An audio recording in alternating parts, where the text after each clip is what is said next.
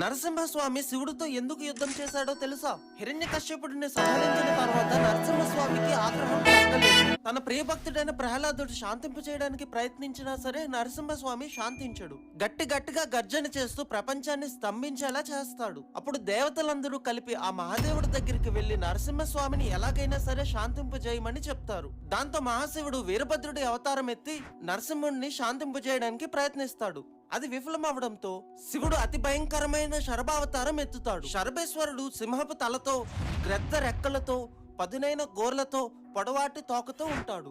శరభ నరసింహుడితో పోరాడి ఓడిస్తుంది. అంత శక్తివంతమైన శరభ మరెవరో కాదు, ఆ పరమేశ్వరుడు అని గ్రహించిన నరసింహుడు శివుడిని శాంతించమని శివాష్టోత్తరం చదువుతుంది. దాంతో శరభేశ్వరుడు నరసింహుడిని తనలో ఐక్యం చేసుకుంటూ ఇలా చెప్తాడు: శివుడు మహావిష్ణువు పాలల్లో పాలలాగా నెయ్యిలో నెయ్యిలాగా ఎప్పుడూ కలిసే ఉంటారు అని. అందరూ చెప్పండి, జై నరసింహ స్వామికి.